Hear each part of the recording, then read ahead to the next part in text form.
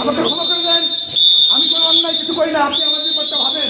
আমি স্বরাষ্ট্রমন্ত্রীকে শ্রদ্ধা করি, আমি বলতে চাই কেন আমাকে বারবার মিথ্যা মামলা দেওয়া হচ্ছে।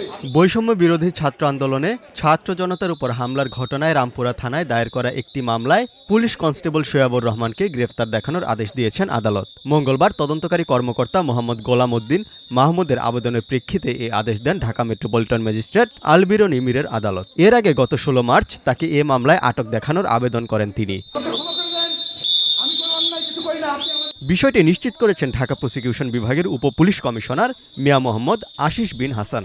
এদিন দুপুর 2টা 25 দিকে আসামি পুলিশ কনস্টেবল শোয়াবুর রহমানকে আদালতে হাজির করা হয়। আদালতে নেয়ার সময় শোয়াবুর বলেন, ডিপার্টমেন্টকে আমি বলবো আমাকে ক্ষমা করে দেন, আপনি আমার দিকটা ভাবেন। আমি স্বরাষ্ট্রমন্ত্রীকে শ্রদ্ধা করি, তাকে বলতে চাই কেন আমাকে বারবার মিথ্যা মামলা দেওয়া হচ্ছে। বলা হয় আগে ছিল স্বৈরাচার, তাহলে এখন স্বৈরাচারী কায়দায় কে মামলা দিচ্ছে? আমার তারা বলে যে আমরা জানি না তোমাকে কে মামলা দিচ্ছে, ডিসি জানে না, কমিশনার জানে না, আইসি জানে না, তাহলে মামলাটা কে দিচ্ছে বলেন?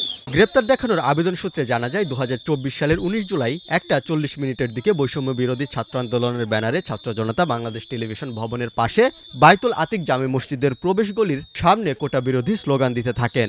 আওয়ামী লীগের বিভিন্ন পর্যায়ের নেতাদের প্রত্যক্ষ মদদে সন্দিগ্ধ আসামি কনস্টেবল সোয়াবুর রহমান সহ স্থানীয় নেতাকর্মীগণ একজোট হয়ে ছাত্র জনতার উপর লাঠিপেটা শুরু করে। আন্দোলনকারীদের উপর দায়িত্বরত পুলিশ বিজিবি সদস্যরা অতর্কিত লাঠিচার্জ এবং এলোপাথারি গুলিবর্ষণ করে। এ সময় মামলার বাদী মোহাম্মদ আবু নোমান পায়ে গুলিবিদ্ধ হন। আমি কোনো এমন অপরাধ করি না যে আমাকে বারবার মামলা দিতে হবে।